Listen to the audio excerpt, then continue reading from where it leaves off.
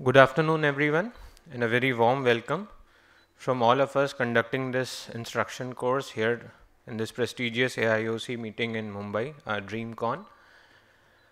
On behalf of all the members here in this instruction course, I would like to thank everybody present here. It's a golden and prestigious moment for all of us. I thank AIOC, the office bearers, especially Dr. Partha, who gave us this opportunity to give our views on why and how we get an unhappy patient after doing a good surgery. So today the agenda is all of us face some unhappy patient in our OPD after surgery. Our intentions were good, our efforts were good, but then what happened? What went wrong? So here are some take-home messages that you will get to know that what goes wrong after an uneventful surgery or after a good surgery done and we land up in an unhappy patient post-operatively. With me is myself, Dr. Mohit Khatri from Kanpur, and I am having Dr. Anaga today with us from Mumbai, Dr. Manish Mahindra from Kanpur, Dr. Shalini Mohan from Kanpur, and we'll be shortly having Dr. Suhas Haldipurkar from Mumbai and Dr. A.K. Grover, our past AIOC president from New Delhi. First session would be taken by myself, and I'll be taking those points what we miss clinically in our OPD when we plan surgery. Please load my presentation. And what today I'll be sharing is what I missed it. My presentation would be a collection of small fables that myself faced in my career. This is a short story of a precious multifocal I did.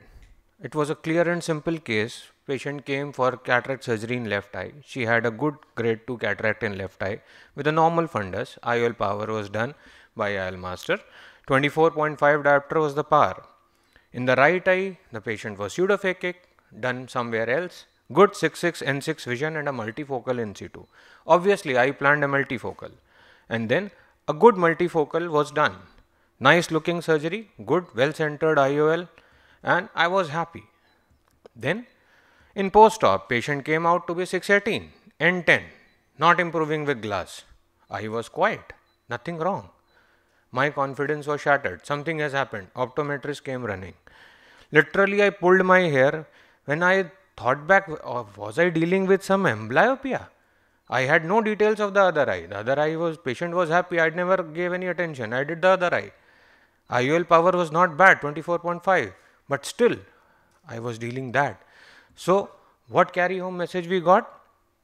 Whatever is the other eye, please try to probe into the papers of that, get record of what lens was implanted, what power was used, was the patient wearing glasses, was there any disparity in vision in both the eyes, at least ask that thing, so that you can raise a red flag if you suspect amblyopia in the patient. I am busy, especially in winters. Another case scenario, the patient was worked up by optometrist.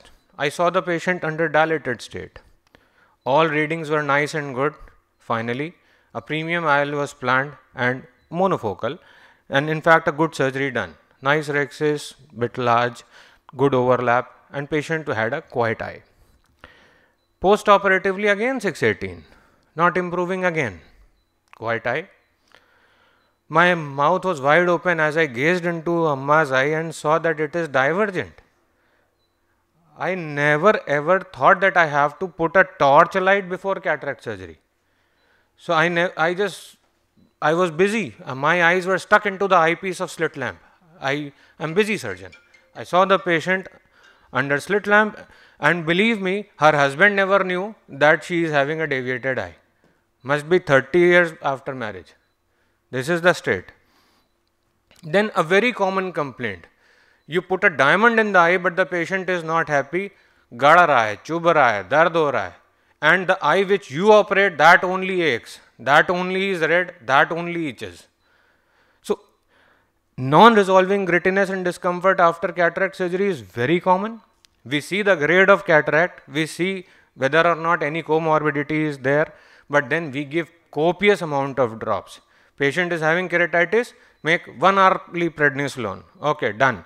But the lady will come every third day and say that it is discomforting. Might be 6/6, but patient is unhappy again. So if you have a meibomian gland dysfunction, if you have severe dry eye, please treat a few days before you put a knife into the eye. That is the message I would like to give here. Another interesting case of a mature cataract. This is the figure, a Morgagnian cataract, PR accurate, other eye is having an immature cataract, IOP fine, fundus not visible obviously. Again seen by me in dilated state. See how busy I am. I saw there is no pseudo exfoliation, there is no subluxation. B scan was done nicely. Then I thought, should I do SICS? Am I good at Phaco? I was heroic. I had a new machine. I will do Phaco. I did it. I boasted off in OT. See how good surgeon I am. I chopped it. Nicely done. While doing, I saw this. Oh my God. He had a PI. Nobody told me. Okay. Then this had to happen. Finger counting 2 meters post-operatively. Glaucomatous optic atrophy. Never expected this. So again a lesson learned. See under undilated state also. Lift the eyelid up. Today I was in a glaucoma session. Dr. Shalini was teaching this. Lift the eyelid up before you take up for surgery.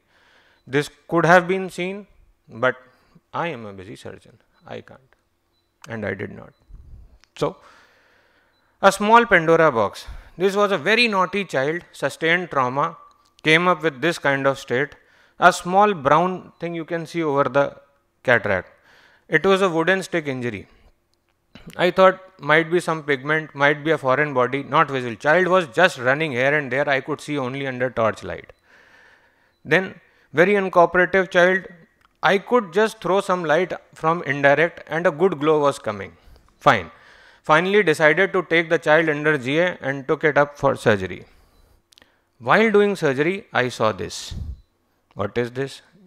Is it an entry wound? Okay, let me handle. I took the lens aspiration process done. Then I saw this, a small PC tear. I don't know whether I did that time. I don't know whether it was pre-existing, but then it was there. Then again my confidence was on the 7th heaven. I am very confident. I will put the IOL in the bag. I did it. Nice surgery done. Then patient 660, attendants unhappy. Earlier a 5 feet attendant was there, then 6.5 feet people started coming in my OPD. I was scared. See this fundus? Foreign body just near macula. Now IOL is there on the roof. How to take it out? What to do? If I take this out, where will I laser? Will I laser on the macula itself? Bad state. Maybe an X-ray would have been useful. Lesson learnt. Be more patient before you take up these cases. Should I have a microscopic eye in my OPD also? I tell you a small story of 2012. A retired scientist from IIPR Institute in Kanpur visited me for surgery. A bliss, scientist, very good gentleman, 636, good grade cataract, even I smiled and he smiled. Good surgery done by God's grace. He was 612, not improving with glass, poor reading vision, quiet eye. Those were new days for OCT. I called him for OCT and I said, I welcome Dr. Suhas, please sir, join us here. So, there it was quiet eye again, but the scientist had his own plans. Something is wrong. What was wrong? I just missed a pseudomacular hole over there. This could have easily been missed by any clinical examination. Excuse me. Dr. Grover was calling. Can anybody call? And tell Dr. Shalini, please pursue. So, I missed a pseudomacular hole behind a grade 3 cataract. Anybody could have missed it. But then, I tell you the truth, he sued me. He stopped coming and I received a letter from an advocate. People are literally ruthless and anybody of us can face it. Now the question is, should an OCT macular scan be done for all cataract patients preoperatively so that you have something? I don't know, but The lesson learned is very careful retina examination is must, and if you still have any doubt, please do an OCT so that you have something on paper before you have a legal liability on your head.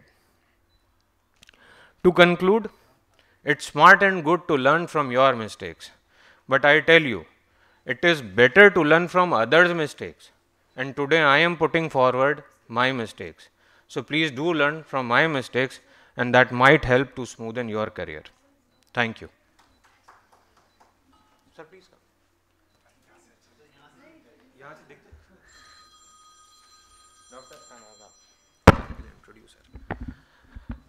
So after confessions of my mistakes in OPD, I invite Dr. Anaga. She is a very prolific surgeon from Mumbai itself, a local chap over here, and then she is member ARC. So she is a big shot in AIOC. All of us must salute her. And we often see her videos and live surgeries and whatnot she does. And she is medical director of, I think, the latest and most equipped eye hospital in Mumbai, Anil Eye Hospital. So we are fortunate to have her here. I welcome you, ma'am.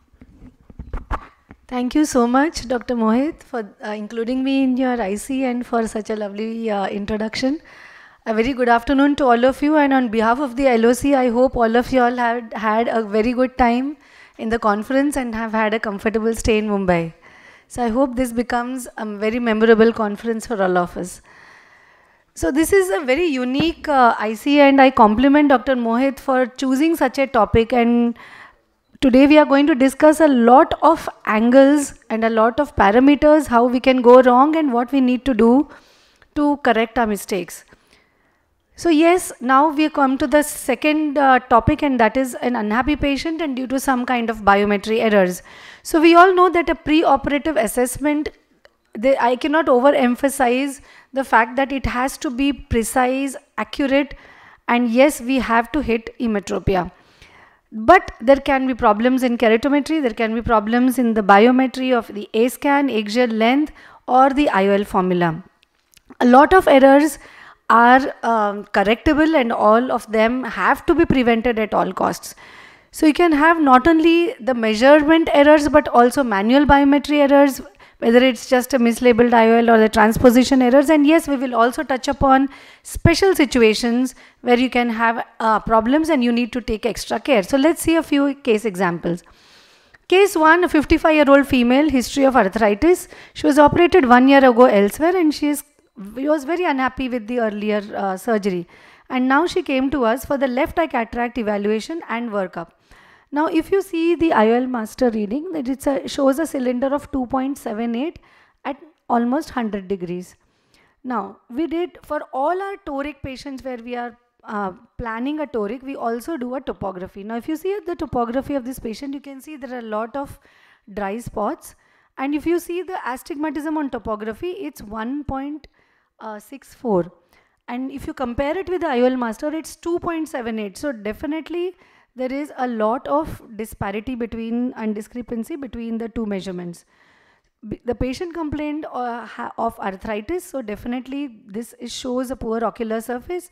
We put a lubricating drop, and after some time when we repeated the biometry and the topography, you can see now they are correlating. So it was 2.14 at 96 degrees on IOL master and 2.17 on the topography. So this is extremely important.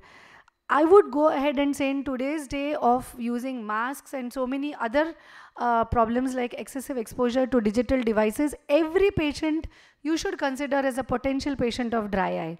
So all these patients, especially if you are planning premium IOLs like torics or multifocals, you have to do a topography in these patients and also look at their ocular surface. Now this was another patient, a 65-year-old male who came for a toric IOL workup. Now usually we need to check keratometry on at least 2 or 3 instruments and see whether they correlate or not. You cannot just do an auto K or a manual K and then just stop at that. And ideally we always repeat it on another day, or if not possible at least on the same day, but you have to repeat and see whether they are repeatable or not.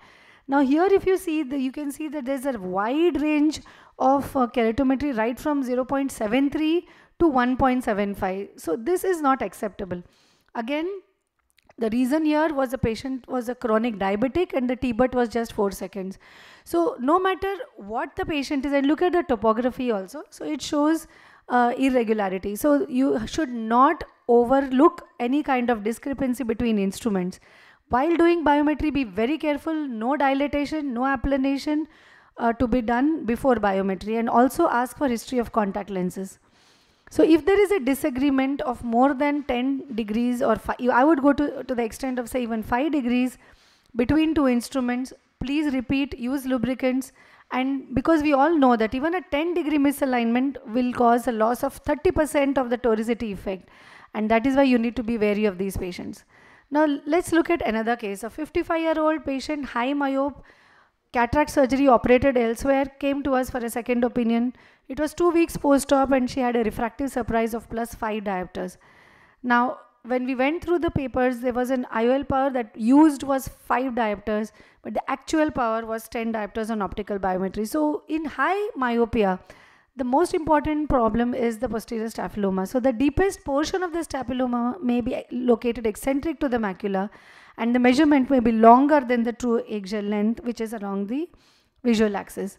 So, here you may not get a distinct high retinal spike and it can cause a significant error. So I would always recommend an optical biometry, especially an IOL Master 700, because you can see, you use the fixation target and you can see whether the fixation is right or not. And always in these cases, it's a good idea to correlate with the B scan. Even if you're using an immersion, you can use probes with the fixation light, and that always makes a difference. And please instruct the patient to look, otherwise you can go really haywire. Also use appropriate formula, which we would be alluding to later, and try to aim for a slight myopic post-op refraction. Now, even if you're using an optical biometry, choice of the IOL formula is so important. Now compare the two these things on your screen. The one on the left, you can see the axial length is 32.17 millimeters, so it's a very high myope. And the Barrett Universal 2 shows a -0.5, whereas the SRKT shows a -2. So you can really go haywire in these cases. At the other extreme, you have a high hypermetropia patient. Again, 20.38 is the axial length. You look at the Barrett Universal 2, it shows a +33 diopters, whereas the SRKT shows the +31.5. So you can really go haywire, and these are things which you really need to be very careful about. Again, if you are having problems like a retinal detachment or a macular edema, a very dense cataract, you may end up having a shortened axial length measurement and a surprise post-op. Especially those people who are using contact method, you have to be extremely careful. I think in today's day and age, you should avoid doing contact method. One of the biggest problems is the error which is caused by corneal compression. So friends, even if it's just 1 millimeter error, the shorter the eye, the greater would be the error. Like for example, 1 millimeter error can cause a 3.75 diopter problem in a short eye. So this is absolutely unacceptable. There are so many other reasons also. Even if it's a gain setting, the error can occur if the gain is set too high or too low. So in case of these measurements, you can have an incorrectly short measurement. Also, if the sound velocity used is too slow, or if there is a misalignment of the sound beam. At the same time, you can have an incorrectly long measurement due to an air bubble, or if there is a fluid bridge, or again a posterior staphyloma. Now, not that optical biometry is without any errors. You have to have a correct alignment and a correct fixation. We all know that there is an automated method also, but if you go on to the manual, you can still go wrong. So look for correct fixation. For example, the foveal fixation, you can also have a tilted lens. Now for example, here you have an example where there is a normal centered A scan. You should look at all the telecentric Myers, whether they are central, whether they are crisp or not, and the central line that's going from the cornea to the fovea. For example, if you are looking at the Hoya Vivinex, you can see it shows a 21.5 diopters as the IOL power here, and the astigmatism was 1.33 at 167 degrees. Now this was a patient where the same patient where we're not fixating properly. You can see that the telecentric Myers are also not central. And here now the IOL power is 22.5 with a 2.42 astigmatism. So you can actually cause a error. Now, inadequate patient fixation could be due to low vision, nystagmus, or even strabismus. What you need to look at all those green ticks that you can see. So unless and until those green ticks are there, it means that your biometry is not perfect. Now, for example, here you have a case, the IOL master will actually give you the alerts, like if the fixation check is right or wrong, if the eggshell values, length values are not consistent, or if it's too short, or if it's a too steep cornea. Now here, for example, you also look at the IX and the IY, which is the chord mu. So you know whether it's a higher angle kappa or not. So here you can see it's a 1.4 millimeters and astigmatism of 0.76 and the IOL power showing 23.5. Now, if it's slightly better, you can see now that it's changed from 1.4, the IX has changed from 1.4 to 0.9, and the astigmatism has now changed from 0.74 to 0.95, and the IOL power from 20 now to 22. So that only means that even in an automated or even in an optical biometry, you have to be careful.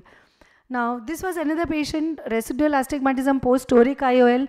Now, what is important is not just the fixation, but also the position of the head. Now, if it's a tilted position like this, you would get an astigmatism of say 1.56 at 83 degrees. And with the correct position at 1.48 at 105 degrees, you're already off by 30 degrees.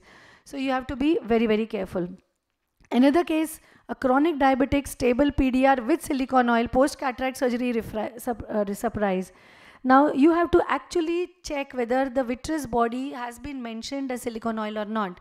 On your left, you can see a Barrett Universal 2 giving you a 22.5, whereas actually it is 25.5. So all these make a difference. In eyes with silicone oil, remember there is a low sound velocity which can cause pronounced sound attenuation and difficulty in identifying the spikes, and that is why this is less affected in optical biometry. There is a lower refractive index than the vitreous. The last case, this was a myopic LASIK patient done 10 years ago, diabetic since 8 years, came to us post-op refractive surprise of +3 diopters. Now look at the topography and also look at the corneal wavefront. You can see that there is a vertical coma of 1.2 and you can see that it's a decentered ablation.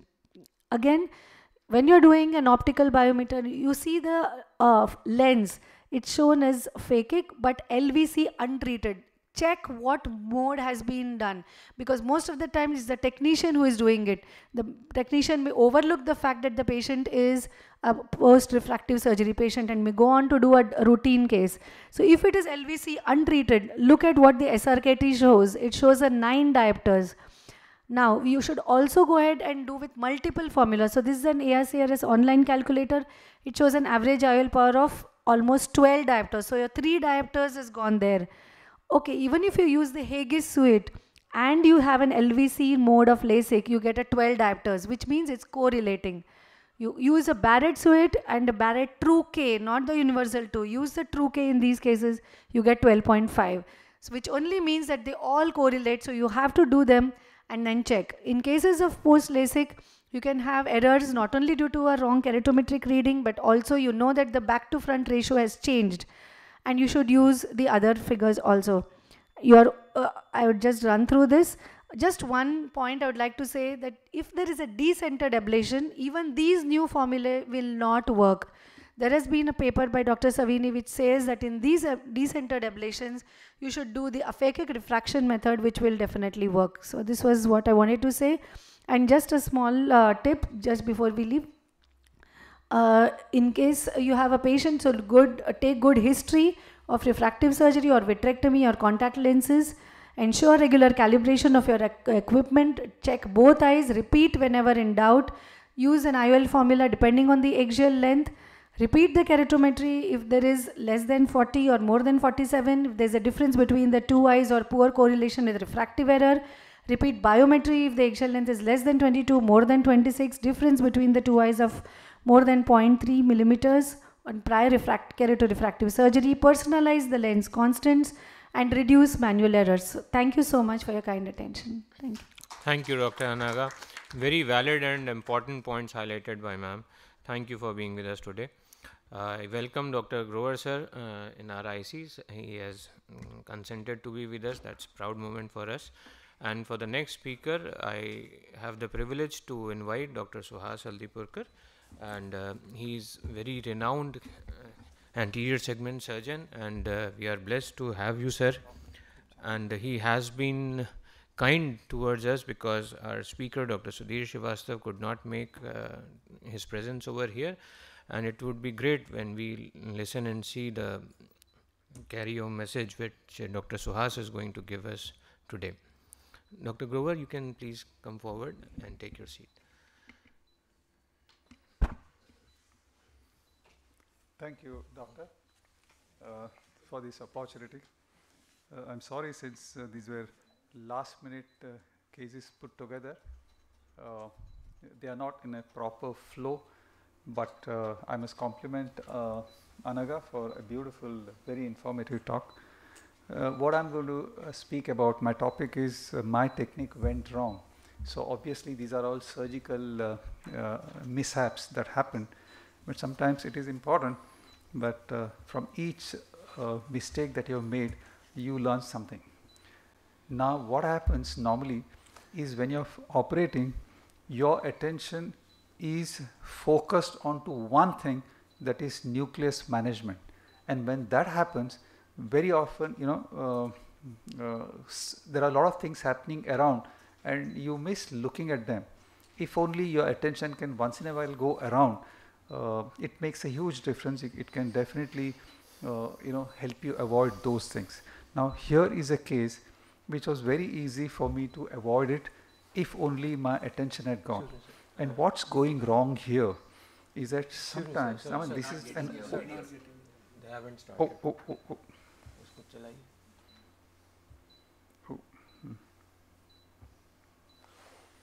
Yeah. Yep. Sorry. So this was a case of, white cataract, intumescent one. Oh, was it a C?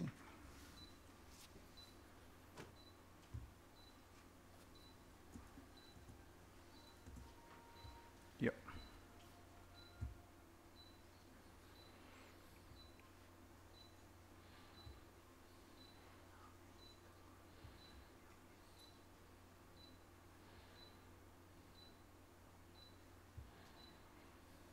Yeah.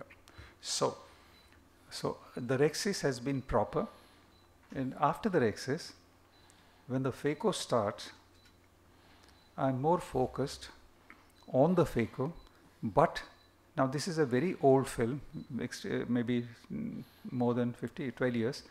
So that time there was a small flaw in my technique. In a sense, you can see those are all 2.8 incisions. My phaco tip direction was not in the best position, but every time I would chop it, that sharp edge of the phaco tip would go to the sides and it would touch, and you see it has made a small nick in the capsule. Now after this is edited, but after that nick took place, there are another 2 rotations when I missed seeing it. If only I had seen, what it needed was to stop, inject viscoelastic to the side pot and go with the forceps and convert that nick into a round edge.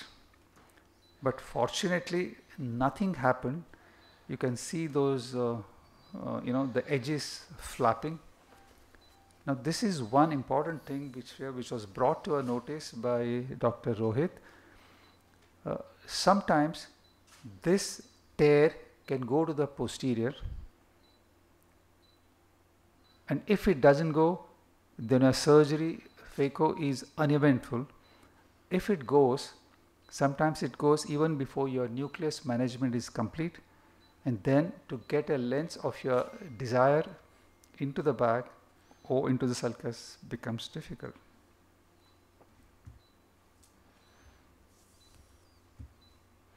There's nothing more that I had to show in that case.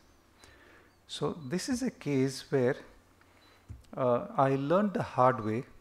When you have totally plastered, iris with the pupil totally occluded, the only way you can do it is by using a cutter But a point to be noted is you don't have to do such an extensive opening, because this pupil, once you cut it, it's bound to expand. So instead of being over enthusiastic in opening it up, even if you open it a little and release, go under the iris and with the spatula and release the plastered iris, it has a tendency to expand to the desired extent. This was a case where the capsule was completely fibrosed. So doing your rexis obviously had to be done by using multiple instruments. Like in this case, I had to use a cutter. And after that also, it was very unusual kind of a case where Phaco was not possible. I had to literally cut those. It was a long-standing cataractus case. Even the nucleus in the cortex was so firmly adherent. There was no proper nucleus, it was all absorbed, but whatever was left was so much fibrous. Even the posterior capsule had to be opened with a needle, and then cutter couldn't open up the posterior capsule, so I had to use scissors to make a slash into the posterior capsule. But what I wanted to show in this case was, now look at the size of the pupil. Now pupil is fully expanded. I could have stopped short right in the beginning. Well, in this case it didn't matter, because the posterior capsule is so thick and opaque that the glare issue will not occur in this. But if if the posterior capsule was to be normal, this large dilated, iatrogenically created pupil would have caused problem to the patient. These are some of the judgmental errors. Now this is another common mistake that we make. When you have a hard cataract, even if you are on microphaco, you tend to sometimes go for a continuous phaco, because otherwise the nucleus doesn't really behave well. These are all grade 4 plus or 5. So what happens? One, your energy used is high. You are quite focused on breaking the nucleus, but what's happening at the wound you do not look at. If you look at that, probably you do something just even before this happens. Now here what has happened is, as you know, the wound has burnt, and wound burn used to be a reality till we have the modern machines. But even today, with hard cataracts, and if you are using conventional phaco, you can get it. So what's the way out? Now one thing, this wound will not self-seal. See, even the air doesn't hold there, and you can't take the regular suture, so you have to resort to a horizontal suture. And very often we are not trained to take a horizontal suture, and the only way you can go about is to take, oppose the anterior and posterior surfaces, and after that suture is taken, before you tie it, you inject some air, because on a shallow AC, if I tie the suture, you cause severe astigmatism horizontally, severe astigmatism. So form the chamber, take a suture, and depending on what your post-op results are, maybe after a week or two, try and remove this suture early, or else you can land up with a bad astigmatism.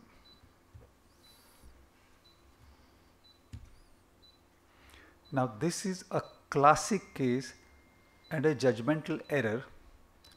I wouldn't do it today. Now watch it carefully, because you don't get to see it again. Very often, very few people get to see a classic pupillary snap sign. And the hydrodissection that I did was not heavy. You notice that? Yes. That pupillary snap should have stopped me there. And what ideally I should have done was stop, just go with viscoelastic, try and find a gap between the rhexis margin and the nucleus and inject a viscoelastic which is dispersive. So now the viscoelastic goes under the nucleus. Then you go with two instruments, one spatula, one chopper, and like how we do with SICS, where the nucleus is taken out of the bag by a rotational technique, get the nucleus out, and once the nucleus is out of the bag, inject some more viscoelastic, so that, because you know for sure that your PC has broken. Now at this stage, if I continue with Phaco, what happens you will see. Today it's routine, and that can happen if you are extremely observant during every procedure. Now if this snap scan was so brief, if I had missed, I noticed it. I knew, yes, it has happened. But sometimes you need that on the spot thinking of changing your style. I thought I would try to be a little more cautious with Phaco, try to do a slow motion Phaco, and try to create less turbulence in the AC, but it didn't happen. And continue with the, and I was trying to be very, very,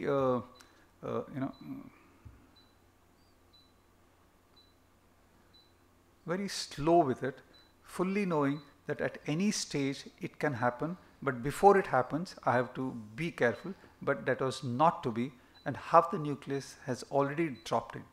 Once that happens, there's another thing that you have to do. One thing you have to be very cool about it.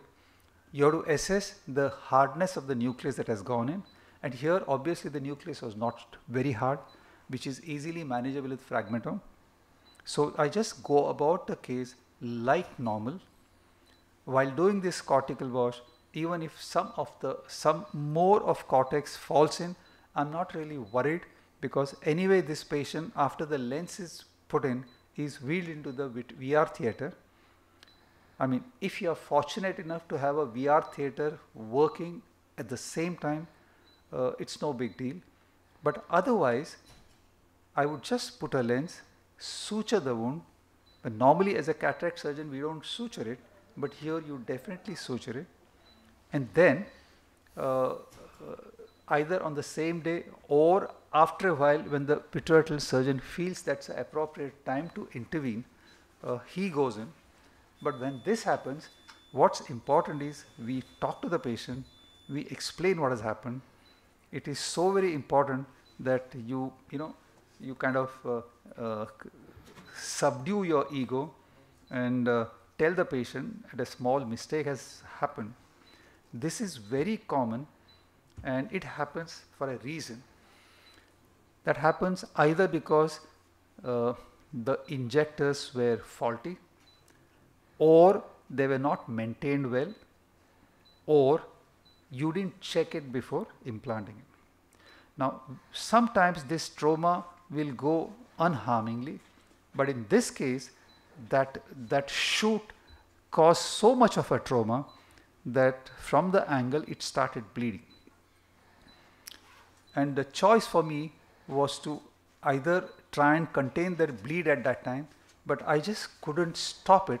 So I closed the eye, sent the patient back, called him the next day, and next day the bleeding had stopped and the AC was full of formed blood. So I just couldn't drain it. I had to use biomanual to do it. And today we have injectors where one thing, once the injector gets old, you have to always check it, and if there's slight resistance in that, then either you replace it. And today, even for a new injector, if you get it loaded with a spring, it can avoid such mishaps. And these instrument makers can load your injector with an inbuilt spring to avoid such mishaps. This was a case done by my resident, and there were so many things that should have been done which were not done. This patient, probably iatrogenically, that resident caused some trauma to the zonules, and then he sutured it and asked the senior resident to have a look at it.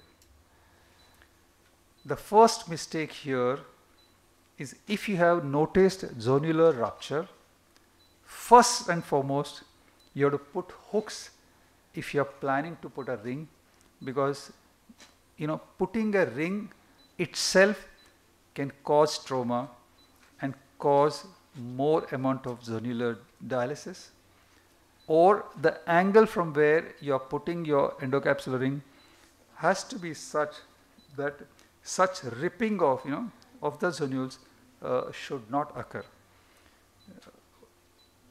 What I would have done, the angle from which my endocapsular ring went in, I would have definitely changed it, but it was not to be. This was a very unfortunate case.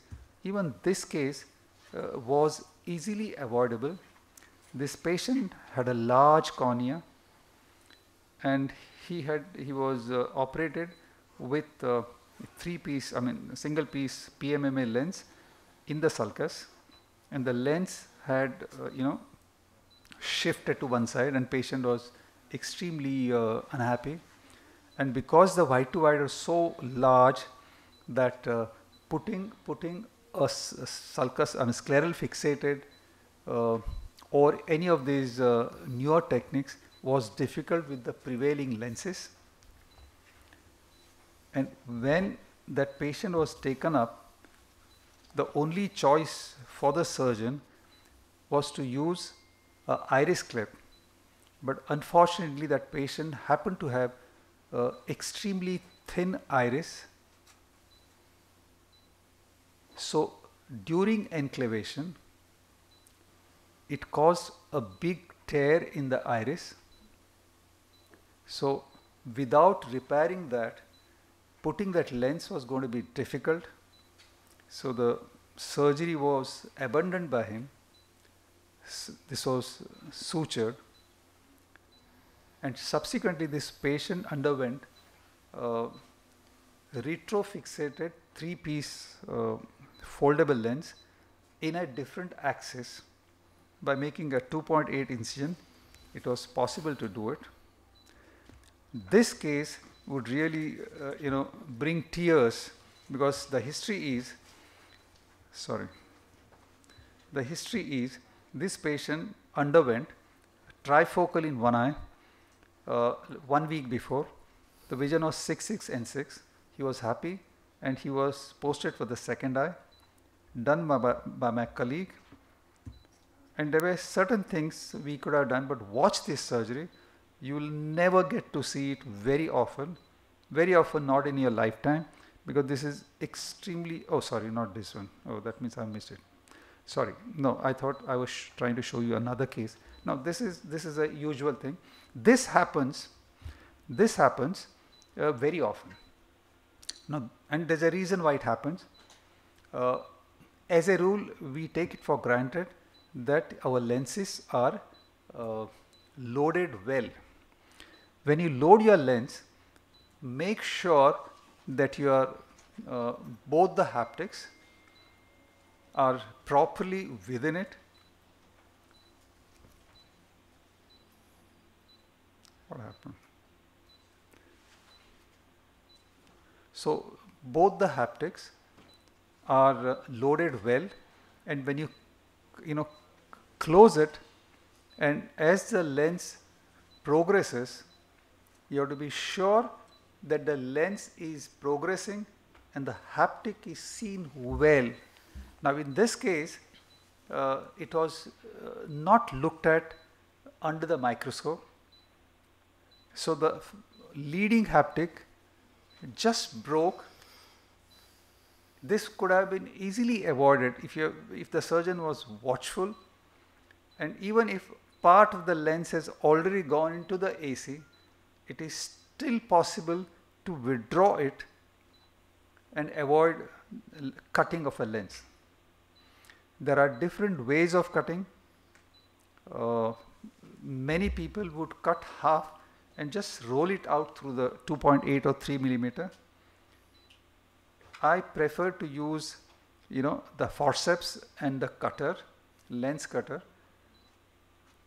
and under good viscoelastic, it is possible to do it without causing much damage. But sometimes when you cut it, if you do not have a forceps to hold it, sometimes the lens flips and the optic can touch the endothelium in spite of viscoelastic cover, and that can cause some damage, and a post-op vision takes some time to recover. And these were few cases that I thought I would share. And take-home message would be, every case presents differently. Complete attention to details at all the time is mandatory. And finally, what matters is the end result. So if some mishap has occurred, we should know how to put it across to the patient, the whole truth, partial truth, but never keep the patient under totally, without telling about it, because it matters a lot. Thank you so much. Thank you, sir. That was really a delight to watch such good experienced surgeons' videos. It was really difficult even to give a blink, and that gave so much of learning, and all of us have become more vigilant from now onwards, and will give equal attention to everything happening around. Fabulous. I think it was very educative. The reason is he's very insightful, he's very honest, and he's a great teacher. He understands what the audience is understanding. That beautiful rapport, that fantastic, and an excellent surgeon. So all combination makes it a beautiful. Thank you, sir. So our next speaker in sequence would be Dr. Shalini Mohan from Kanpur. She is Professor of Ophthalmology and in charge Central Zone of Glaucoma Society of India. She is a prolific anterior segment surgeon, and she will be throwing some insight on how our torics go wrong. So when we do good surgery and plan a toric IOL also, but sometimes it goes wrong. So what wrong happens and how to go about it, I think none better than Dr. Shalini can tell us. So please take charge, ma'am. Thank you so much, Dr. Mohit Khatri, for having me here in this IC with such wonderful stalwarts sitting over here. So I'm going to talk about toric trouble. My toric went wrong. So I don't have any financial interest. So whenever we are planning surgery in our patient, what we want a very clear image. But what a astigmatic patient sees is actually like this, when he should be seeing it clearly like this. Similarly, at night time, there is large amount of halos and glare happening with the patient who is astigmatic, and that is why we want to put toric IOLs. So there are a variety of methods to correct astigmatism, but the most established ones are these toric, which are available with variety of manufacturers. And we know that we need to calculate the toric IOL powers with the help of online calculators available. So these are the various parameters we need to fix in whenever we are calculating the flat axis, the steep axis, IOL power spherical equivalent, along with surgically induced astigmatism and then incision location. Now we have to be very, very careful whenever we are planning our toric IOL while feeding in all the data. Moreover, whenever we are calculating the surgically induced astigmatism, it is very important to calculate for separately for right eye and for left eye, because it might vary, and you can easily do it with the websites available like drhill.com, or you can also give in your own data to the people who are providing you with IOL, and they can actually help you in calculating your surgically induced astigmatism. Now this was a case of a 55-year-old female patient who presented to us with cataract. So in preoperative evaluation, she was having a best corrected visual acuity of 3/60 with axial length of 25.01 and keratometric reading of 41.75 at the axis of 82, which was flatter, and 46.25, which was a steeper meridian, and this was a regular astigmatism of around 4.5 diopters. So as we do for all our torics, we actually calculated, and a power of 6, we fed in all the data, and power of 16.5 came in with a type of lens that was T6 for the toric IOL. So reference marking we all do in sitting position, and there are a variety of methods, but the bubble marker is the one which we generally use. But with digital markers, it has become much easier. You need not to sit the patient, and you can do it on table itself. So the surgery went off well, and as we do for all our cases, we injected viscoelastic after marking, and then a nice circle CCC was done with the help of a cystitome, and it is important to make nice circular 5.5 rexes so that it equally completely equally covers the IOL from all the side. Patient was slightly uncooperative but not difficult to manage. But then this was hydrodissection and delineation. Phaco emulsification was being continued by direct chop method, by vertical chopping, and that was a good great nucleus and went off well. Now this was the epinuclear plate manipulation going on. So and then the lens was implanted. Now it is important to clear off all the fibrous matter, all the lens matter from the bag before implanting the IOL, so that you don't have any fibrosis later on which might change the axis of your torics. And then whenever you are using the OVDs, it is important to use a high viscosity OVDs, so that whenever you are removing it from beneath the IOL, you remove all of them together, and they actually don't cause problem in rotation which might happen in your patients. So that was a uneventful phacoemulsification with toric IOL implantation. First day post-operative anterior segment was satisfactory, but what happened to uncorrected visual acuity, which was only 3/60, and pinhole vision was just 5/60.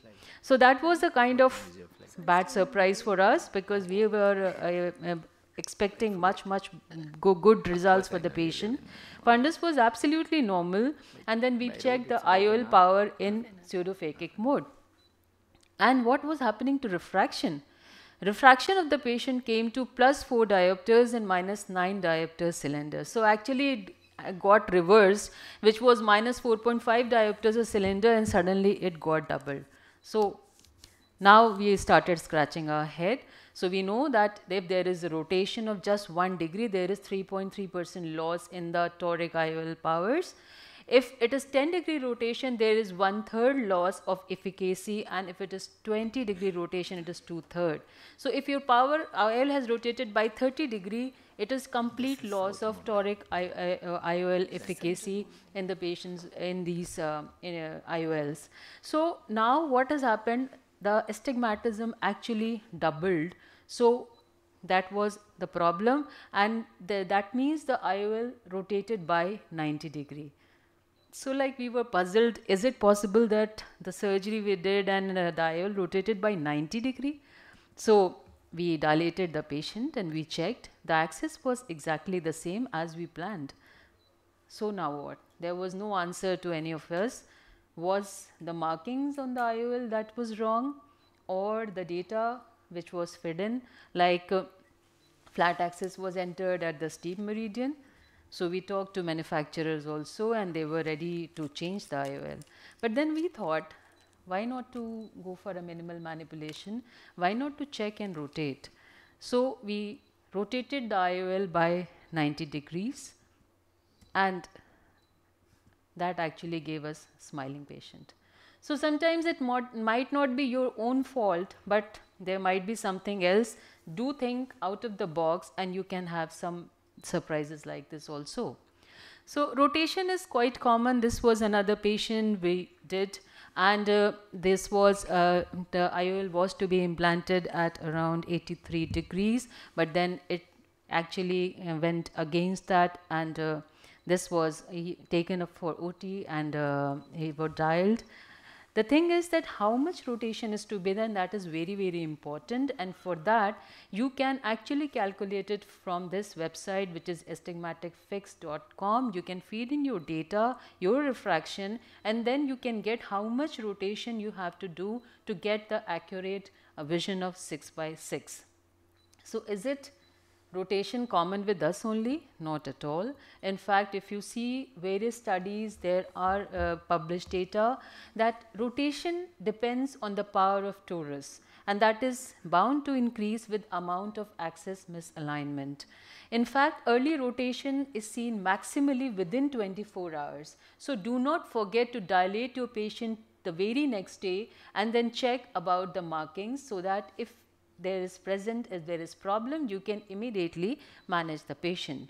Now, this was a very good meta-analysis of 13 randomized controlled trials done on 707 eyes, and they found then on an average the toric IOLs rotated less than 5 degree, but then 1.1% of patients, they required surgical manipulation. So it is happening everywhere. We are not the only ones. Now, this was the comparison of various types of IOL, in which it was seen that I don't have any financial interest, but they showed that 3% was seen with Acrisoft lenses, 20% with Star, 9% with Microsil, and 13% with Rayner IOLs. Well, so there are certain golden rules to avoid this rotation and to get good rotational stability. First and foremost thing is be meticulous with your wound construction. The good wound construction actually helps in stabilizing the anterior chamber and therefore preventing the rotation. Then as I mentioned, well-centered capsulotomy is actually is a way to go. And then the position of IOL should be in very clean capsule, do not leave any fibrotic band, and then use cohesive OVD. The fifth golden rule which I used is that hydrate the wound to seal normally, but don't over pressurize. Neither the high should be hypotenuse. So it should be adequately sealed wound, which actually gives you a good placement of IOL. So where can we all go wrong? As we saw, there can be problem with preoperative measurements. Then there can be preoperative assessment error, like Dr. Anaga showed. There can be dry eyes and you can actually make measurements error. Then there can be incorrect markings on cornea. There can be incorrect placement of IOL. Then calculation of CI is equally important, and as I said, it should be done separately for right eye and left eye. And then another very important thing which sometimes we tend to miss is about posterior keratometric astigmatism. So for that, if you can take into account the posterior keratometric astigmatism, that actually helps to curb the problem. Now, this is another very interesting case where IOL power calculation, toric calculation was done for this was a Zeiss lens, and you can see the axis of placement is 161 degree, but when these data were fed in another calculator, the axis came to 171 degree. The thing is that whenever you are planning your surgery, suppose you are using a manufacturer's IOL, use same online calculator for that particular IOL. Like if you are going for a Alcon lens, go for Alcon toric calculator. If you are using a Zeiss lens, go for Zeiss calculator, because if you feed in the data in different, you might get a different axis placement, and that might actually lead to problems in the post-operative thing. So use same calculator as same IOL brand. Now, torics in post-PK patient is another thing, whether you should go about it or not. So, if you have a regular astigmatism, after 3 months after removal of all your sutures, then you can definitely implant in toric IOL. But if it is a irregular astigmatism given different reading in on all topography and IOL masters readings, so better not to go for torics. In glaucoma patients, if you have a previous trabeculectomy done, it is okay to go for torics IOL. But if you are doing a combined surgery like Phaco trabeculectomy, you are expecting shallowness in anterior chamber, better not to do torics IOL. So the take-home message is that toric IOL, they are definitely very rewarding and they good very wow factor to the patient. But certain things which we must incorporate to get a smiling patient is that accurate measurement, accurate calculation, accurate marking and accurate positioning of IOL is very, very important. Thank you so much for your kind attention. Thank you, ma'am, for your comprehensive presentation, and that was very informative. Very fine points brought forward, especially SIA for two different eyes is different. using the same brand calculator for the thorax and many others. And allied surgeries, if you are going a Phaco trab or post PK, then those were also highlighted. So that's really incredible, and we are happy to have you here, ma'am. And moving next, I have the privilege to invite Dr. Manish Mahindra today. He will be enlightening us on how the wrong choice of IOL can give us an unhappy patient in the post-op period in our OPD. He is a renowned, internationally recognized anterior segment surgeon. He is medical director of Khairabad Eye Hospital, Kanpur, and has to his credit of presenting in prestigious conferences like ASCRS, ESCRS, and many instruction courses in AIOC. So we are happy to have you here, sir. Please carry on with your presentation. Thank you, Mohit. Very good afternoon to all of you. And it's a privilege to be a part of this IC, and a privilege to be with such stalwarts, especially Dr. A.K. Govar sir, Dr. Suhas Aldiprakar sir. And looking at those videos of Dr. Suhas, it reminded me of my good old days when I was doing my fellowship there. And he used to operate and manage those complicated cases so beautifully, so meticulously. So, he's an excellent surgeon. So, now moving on to my topic, I will be talking on the wrong choice of IOL, and I'll be showing you a couple of my cases where I put implanted the wrong IOL, and we'll discuss about what all things we should do to avoid all such errors. So this was a case of a 35-year-old male. He had an history of retinitis pigmentosa with a nuclear sclerosis of grade 2+ with a posterior subcapsular cataract. We did an uneventful phacoemulsification and implanted a hydrophilic lens in the bag. And what happened? This patient comes to me after 4 years, and this is what I see. There is an anterior dislocation of the IOL bag complex, and you can see the IOL sitting there in the anterior chamber. So what went wrong here? Now, as we all know, these retinitis pigmentosa patients have a progressive zonulopathy. They have weak zonules. So capsular phimosis occurs in these cases because of unopposed capsular bag fibrosis, which leads to later on an IOL subluxation or a dislocation which can be anterior or posterior. So this is the video. As you can see here, the IOL bag is sitting there in the anterior chamber. So I enlarged my incision and I pulled this IOL bag complex out, and you can see how the bag is entangled to the lens. So now I'm gently removing the bag from this entangled IOL, and you can see here, you can appreciate the amount of phimosis which is there. There's a shrunken bag. This was followed by an anterior vitrectomy, and then an AC IOL was implanted. You can go and implant and do a scleral fixation IOL, or you can do a glued IOL or a posterior iris claw IOL. So what went wrong here? Wrong choice of IOL. We implanted a hydrophilic lens. Hydrophilic lenses are good. They had single piece acrylic lens. They are easy to implant. They avoid additional stress on the zonules, but at the same time they don't resist the capsular contraction. And therefore, in this particular case, for these cases, we should have implanted a 3-piece IOL, which would have been a better choice. They are more rigid. They resist capsular contraction and therefore prevent capsular phimosis. This was another case of a 36-year-old male, had a posterior subcapsular cataract with a compound myopic astigmatism with high K values. We did a biometry and implanted a toric IOL here. And what went wrong here? We were actually dealing with the keratoconus patient, and as we all know, to calculate the IOL power and to do a proper selection of an IOL is a big challenge here. These keratoconic patients have a high amount of irregular astigmatism. So putting a toric IOL is good as long as we are dealing with a regular astigmatism or a mild to moderate keratoconus, but if it's on the, the keratoconus is slightly advanced, then you should avoid these lenses. Visual axis is not at the apex of the cornea. As we all know, it's on the slope of the cornea, and therefore we get artificially high K values, and therefore the calculation power can go wrong. So how do we even know that we are dealing with an irregular astigmatic case? When you do your biometry, when you do your IOL master, it's important to look at the standard deviation values, and if these values are more than 0.2 diopters, which is expressed as 0.03 millimeter, then you should think that there's something wrong here. We might be dealing with the case. We are dealing with the case of irregular astigmatism, and we should further investigate these cases, do a corneal topography, do a pentagram, and then put a proper IOL.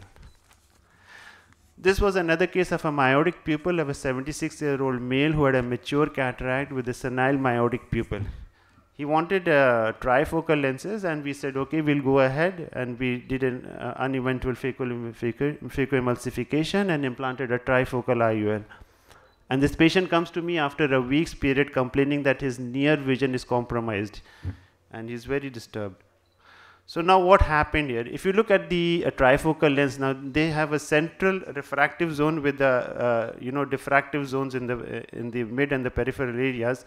So when we implanted this lens, now the whole iris actually covered the diffractive zones, and only the central diffractive zone was left, which was there for the distance vision, and therefore his near vision and the intermediate vision got compromised. And that is why he had this difficulty. So in this particular case, we should have actually implanted a monofocal lens. This was another case of a 52-year-old male who had undergone LASIK surgery 18 years back with a nuclear sclerosis of grade 3. We did a biometry, looked at the fundus, everything was normal, and we just implanted this IOL power of 15 diopter, which we got. And this is what happened. There was a post-operative refractive surprise, a post-operative hyperopia. Vision unaided was 660, which improved to 6.6, but with the refraction of a +3 diopter, and the patient was extremely unhappy. So what happened here?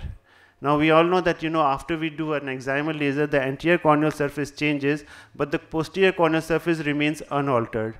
So there is a change. There is a change in the anterior posterior power, change in the anterior posterior ratio, and which alters the keratometric refractive index. And this is in relation to the amount of the laser that we apply. So that is how the power, the K values get altered. So after myopic correction, the keratometry readings usually overestimate the corneal power, and therefore the IOL power is underestimated, and that's when we get this post-operative hyperopia. So what should we do here? We should try to retrieve all the pre-operative data that we can get on, analyze the corneal map. If you have ray tracing devices, that's very good to know the corneal asphericity, the posterior corneal astigmatism, the corneal aberrations, and always under-promise these patients. When you under-promise these patients, then only you can over-deliver. So this is the post-operative IOL calculator that we can all get through the ASCRS website. And here, if you look, you have to put in all the data, the pre-LASIK refractive error, the keratometric values, the post-LASIK refraction, the topography, the CCT, the ACD, the excellence, everything that is there, whatever you can get hand on, whatever data you can get, you should input it here, and then you will get an estimated IOL power, and that's where you can go relatively, you won't go wrong here. This was another case, an uneventful phacoemulsification was performed, and a PCR occurred. We did a proper anterior vitrectomy and implanted a single piece acrylic lens. And after a month's period, we see this patient, the IOL is decentered. So what happened here? It's whenever you get a PCR, you should always try to avoid these single piece acrylic lenses, because the haptics can scratch on the posterior pigment epithelium of the iris, thereby releasing pigments, causing uveitis, which can lead to secondary glaucoma and all sorts of complications. So ideally we should have implanted a 3-piece here. Now these lenses are slightly larger in size, they fit in very well in the sulcus, and their haptics are angulated in such a manner so that the optics are slightly away from it, and they don't rub against the posterior pigmented epithelium of the iris. So therefore this should have been the right choice. Another interesting case of a 42-year-old male myope with a nuclear sclerosis of grade 2 had a refractive error of -2 diopter prior to cataract surgery, and we did a biometry, implanted a monofocal intraocular lens, and I thought everything had gone right, but the patient was absolutely miserable after surgery. So what actually happened here? There was complete loss of accommodation, that we all know. Despite an unaided vision of 6.6 and a good near vision of N6 with a plus 2.5, still the patient was complaining. And when we said that, you got good vision for distance vision, it's only for near that you have to use glasses. He said that, I've never been using glasses for near. All my life I've been using glasses for distance. And now you've done the reverse. You're asking me to wear glasses for near. So the message is that you should treat a specific patient according to their need and provide the best possible vision here.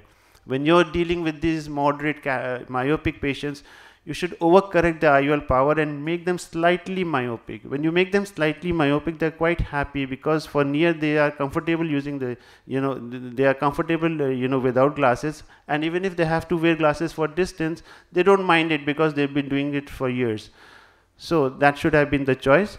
Presbyopia correcting IOLs is a good option here, and you should always explain the pros and cons to the patient. A very important thing to mention here is that whenever we are implanting a trifocal lens, you should always think, look at the angle kappa.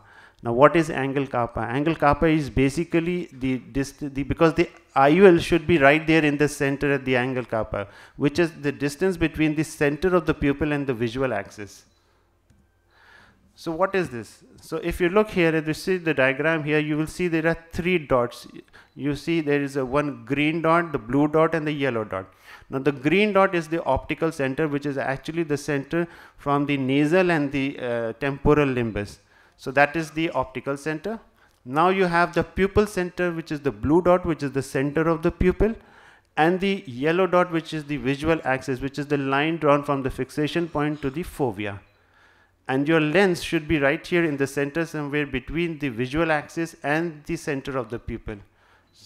I'll show this diagrammatically. If you look here, now if you see here the fixation light and the line drawn, which is this yellow line, which falls on the fovea. Now this is the visual axis. The green line which is passing through the optical center is the optical axis, and the blue line which is passing through the blue dot is the pupillary axis. And this angle kappa, this is the angle kappa which is between the pupillary axis and the visual axis. Angle alpha is the angle between the optical axis and the visual axis. So you have to look at this angle kappa, where the lens should be right there in the middle. So if you look at this surgery, you see there are the Purkinje images, the anterior and the Purkinje image, they should fuse at the end of the surgery, and that's when we know that our lens is well centered in the middle. Now, how do we know that the particular patient is suitable for a trifocal lens, or whether we'll get halos or glare or not? Now, this you can know by doing an IOL master. When you do the IOL master, you look at the values which are right below the white to white values, that is the chord mu, and you see you have these px and the py values. Now, when you add up these values, it should be less than 0.6 millimeter. If the values are more than 0.6 millimeter, then the patient is likely to have halos and glare. And if it's less than 0.6 millimeter, that means the patient is likely to get his IOL well centered, provided all the other things are, you have a central rexis and everything you have a proper surgery. So if it's less than 0.6 mm, then you can go ahead and do a trifocal lens implantation here. So to conclude, a thorough pre-surgical evaluation is must in all our cases. With careful surgical planning and skillful and diligent surgical technique, you will get good outcomes and will have good results. And choosing a proper IOL is of paramount importance. It's very important to choose an IOL. You should have a good inventory with you, and whenever you land up into any problem, any mishap occurs, you can always go and put the right IOL. Thank you. Thank you, Dr. Manish. That was really very, very informative.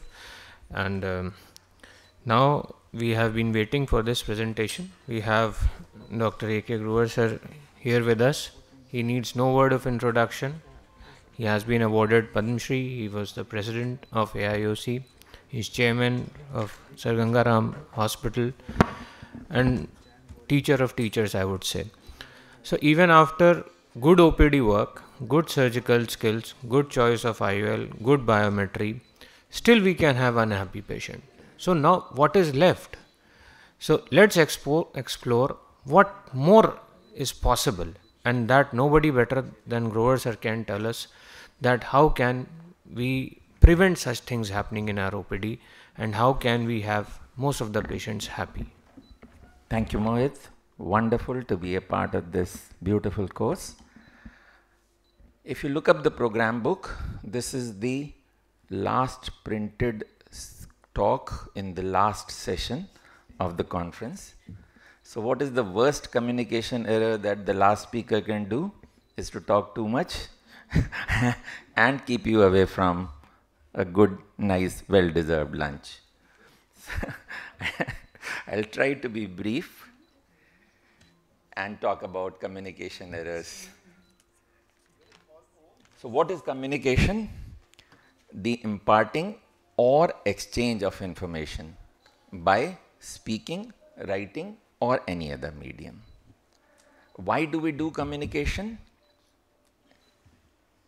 Oh, slide's not visible. Another communication error. No visual signal.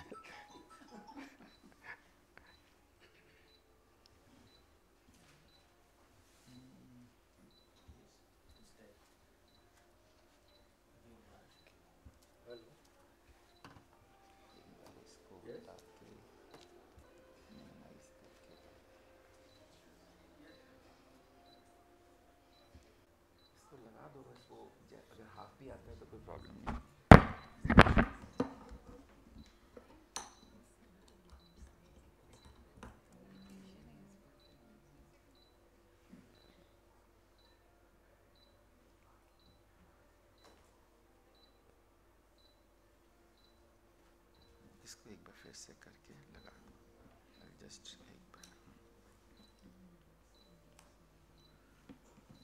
एक बार इसको ऐसे करें. Every stage of the interaction with the patient, and it just does not have to be what is communicated at every stage in your clinic.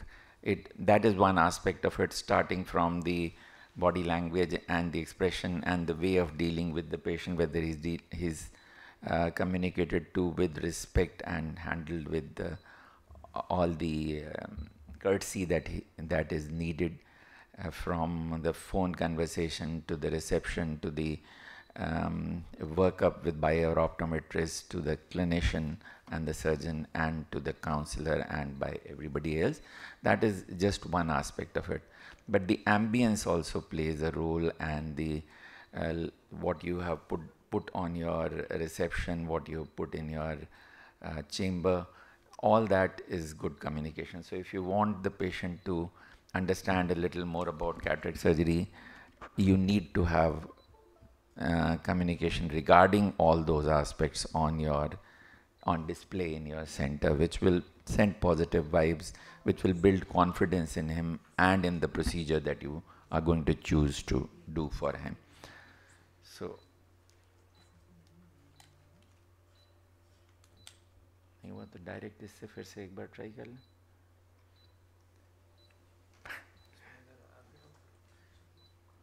Pen drive पे नहीं आया कह रहे हैं.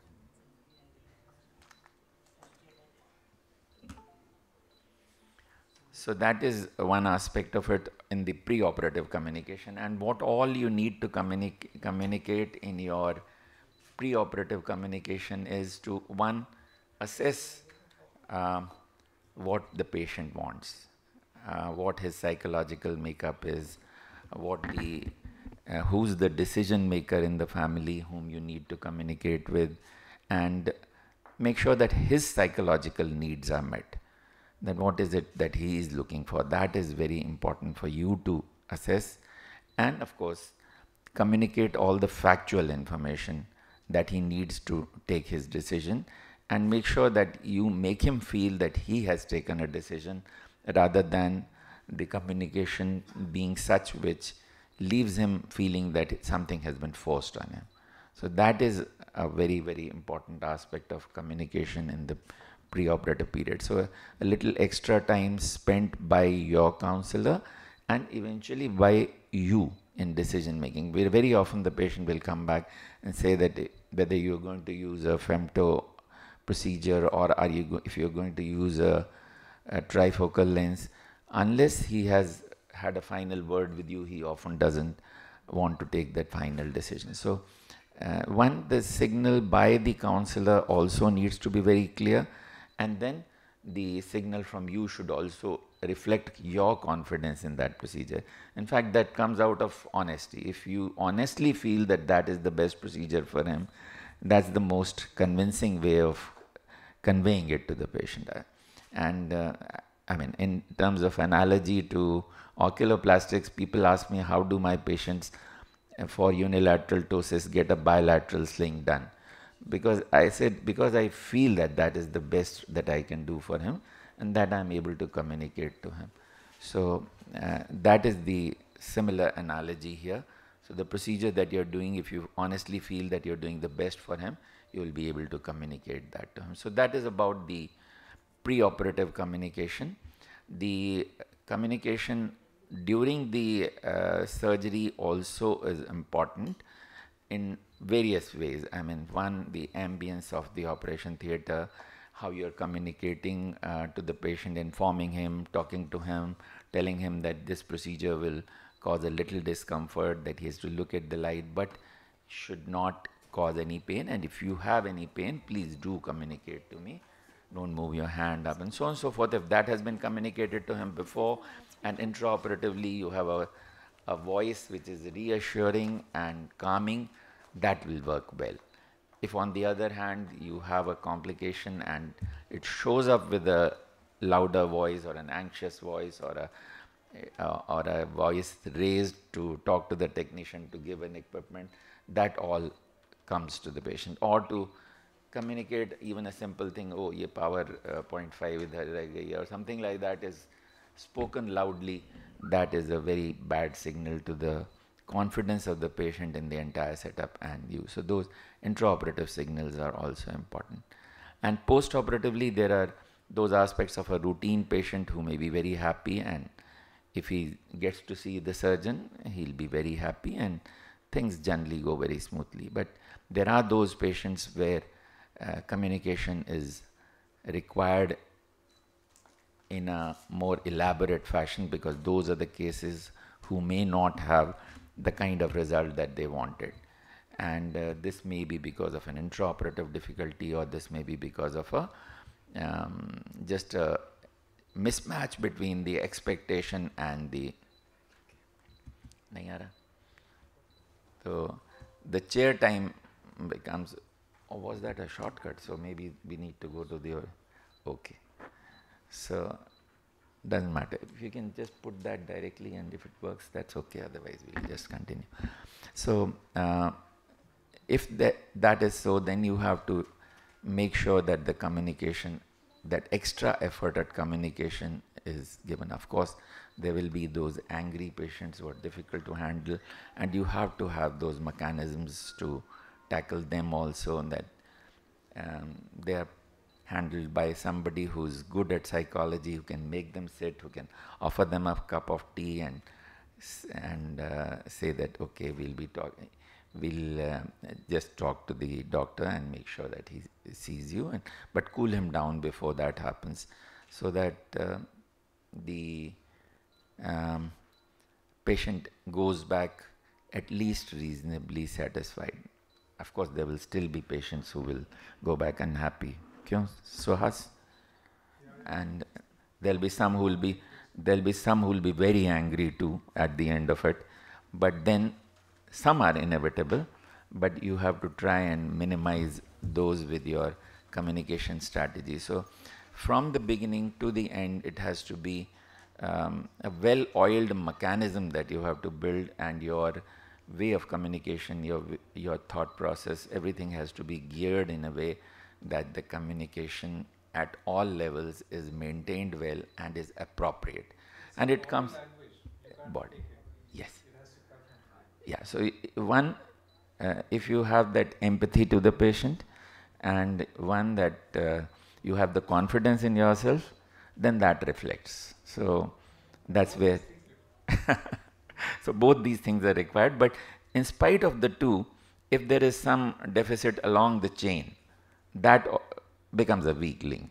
So the entire chain has to become strong in communication, not just in delivery. Like we say, in infection, the weakest link, one single weak link makes the whole thing problematic. So you may have an endophthalmitis because there was one weak link in your entire chain of things that you do for the patient.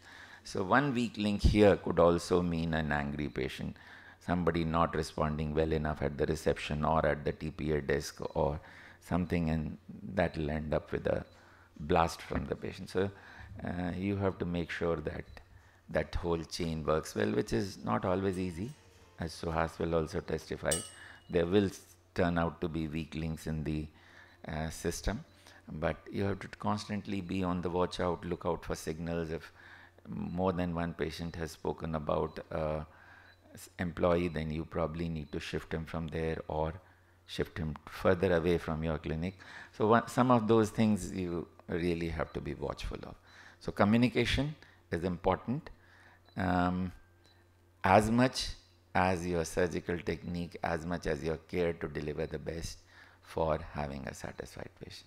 I think that serves the purpose. There were some nice photographs, pictures or something which we'll show some other thing. Sir, we can see directly. You can just show on the laptop. We can see that. If it works. Laptop में सही. People can come and for. Yeah, exactly. We are very few.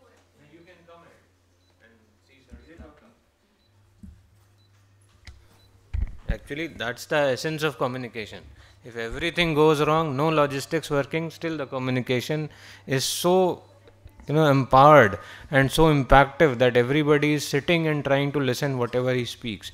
So the body language matters. His smile never went off. Everything happened. I lost my smile, but he never lost it. So that's the key, and that I think that comes with experience and age. So when people at Apex speak, we as amateurs learn, and that is the ladder to the success. So whatever he has achieved, whatever stars he has. Gray hair. Yeah. So these are signs of experience. So the way he smiled, the way whatever he wanted to convey, he conveyed, and we know what he wanted to say. So every word was important. We can recall, we can recapitulate, and then assimilate. Just switch it on once, we'll see.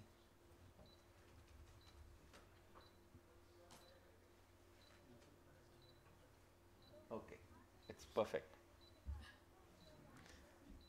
Communication with computers is also important. नहीं, blink कर रहा है.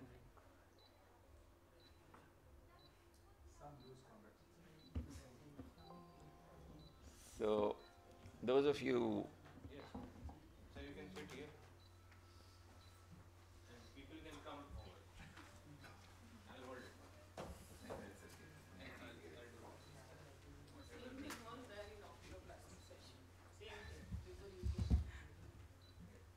So, we talked about what communication is. So it's not just speaking, but any other medium, but just an exchange or transmission of information.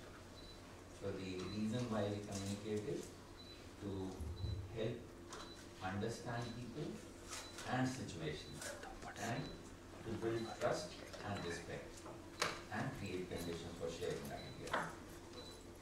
And verbal and non-verbal communication is important. So as this quotation says, the most important thing in communication is hearing what is not said.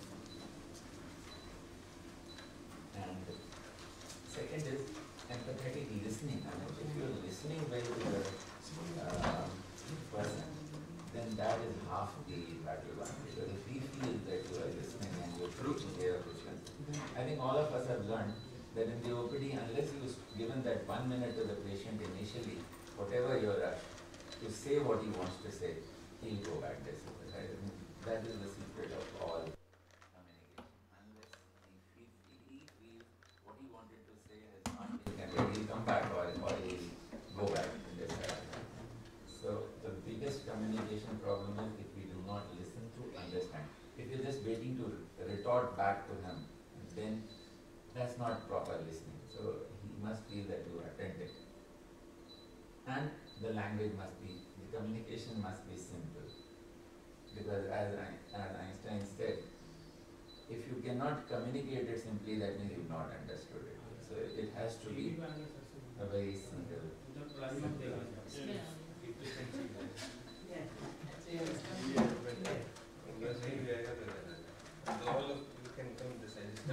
Yeah, you can tell that.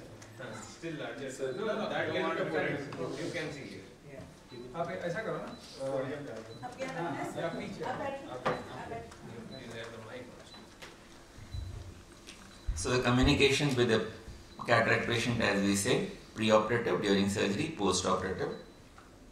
A lack of communication leads to a lack of trust that leaves room for doubt. So this is another quotation.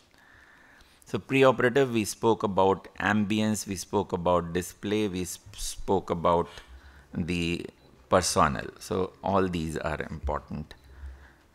So all levels, how the communication is done, and understanding the patient or attendant, his professional requirements, visual requirements, personality, whether he's high-strung, over-anxious, what kind of, is he a demanding person, and make sure that the person who's the decision maker is communicated with.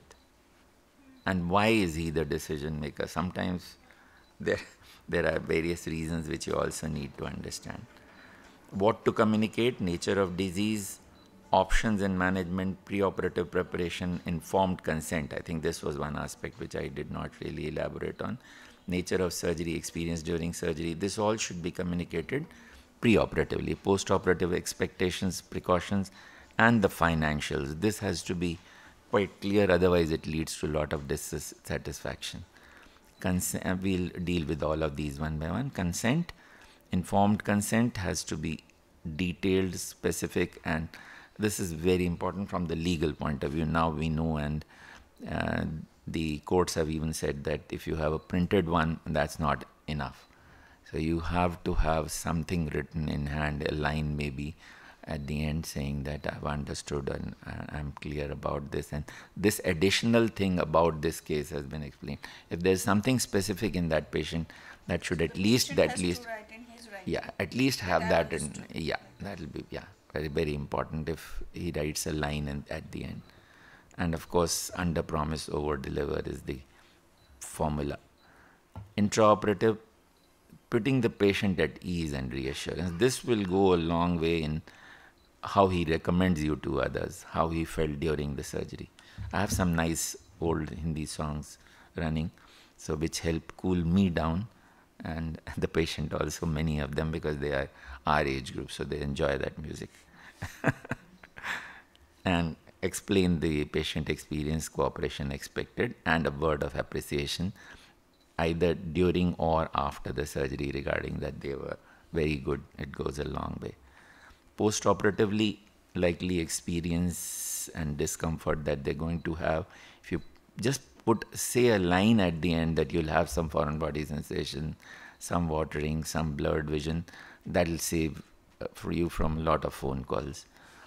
And post-operative precautions, they would want to know that. So somebody has to communicate that. If you just say a line and the rest your pharmacist or counselor does, or your optometrist, that will be good. And if they get a phone call on the day when they have gone back home, then it is very, very important. And they must have those contact numbers where they can call back. So where we go wrong is inadequate relationship or trust building. Most doctors are probably not able to give too much time, but just that verbal and non-verbal communication for the few minutes they are with you is great in trust building, and the rest of it has to be done by your team. And if you don't assess what he needs, if you don't give him adequate information and post-operative explanation or chair time, these are the areas where we go wrong. And worst of all is if they end up having expectations which they should not have, either because we've not been able to communicate. So all these are the reasons for inadequate relationship or trust building, inadequate assessment of patient's requirement, information with regard to particularly financials and all the choices. We still sometimes get patients who say कि multifocal की option नहीं मुझे बताई गई थी, but then sometimes it is largely because it was contraindicated to them or something. The post-operative chair time for the more difficult cases is important. So appropriate communication holds the key to gratified patients. Thank you. Sorry for all the... No. It was really interesting and... Not take more than 5 minutes. Yes. Yeah, I see about 200 patients around.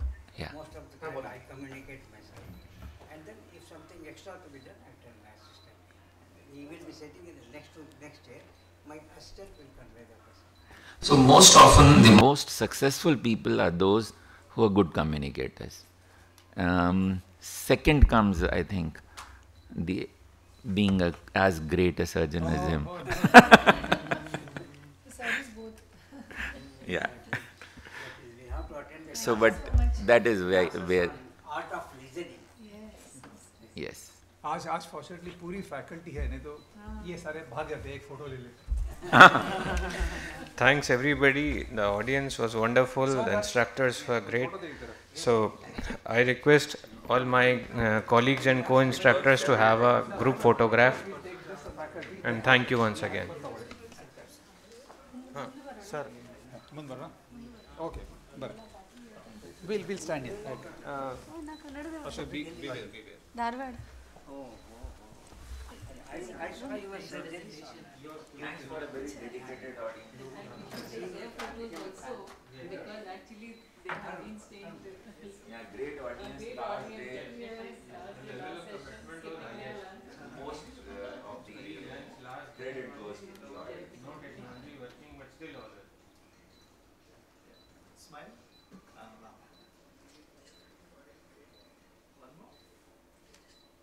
Good. Your hands are so steady.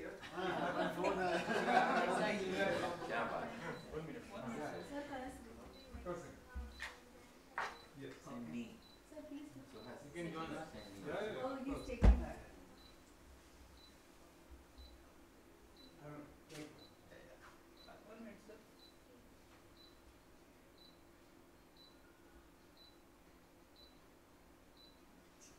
One minute.